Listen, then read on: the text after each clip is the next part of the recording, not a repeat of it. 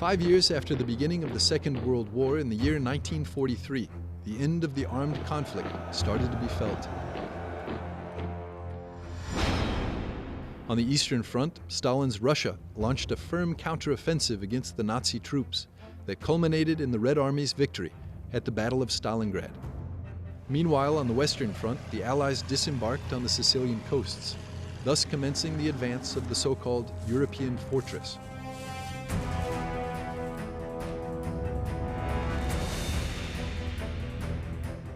That year, the young Ratzinger turned 16, and together with many of his classmates, he was assigned as a student to an anti-aircraft artillery unit in Munich.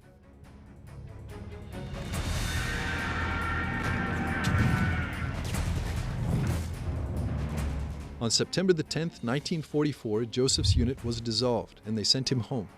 But upon arriving, there was a letter waiting for him on the table from the Reich, convoking him for mandatory military service. On September 20th, after an interminable voyage, he arrived at a camp on Austria's border with Hungary, where to his great surprise, he found many of his classmates from the school in Traunstein.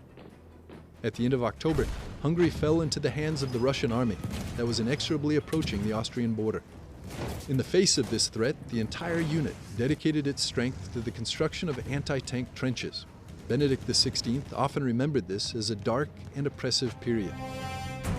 On the 20th of November, without warning, the unit was dissolved and they sent them home. But the calm didn't last. 3 weeks later, the German army recruited him again and sent him to the infantry barracks in Traunstein, the city where his family lived. The young Ratzinger, recruited against his will from the beginning of the conflict, would never be sent to the front lines, nor would he participate in armed confrontations. In 1945, during a routine march with the infantry, Joseph deserted. With the German defeat and the arrival of the Allies, the Ratzinger family home was converted into a military barracks. With many others, the young Ratzinger was identified as a soldier and made a prisoner of war.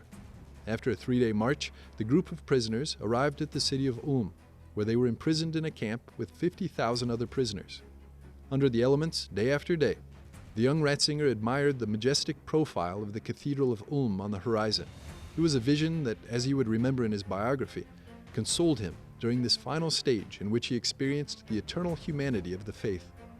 3 weeks later, the Allies liberated Joseph Ratzinger, and finally, he rejoined his family in Traunstein.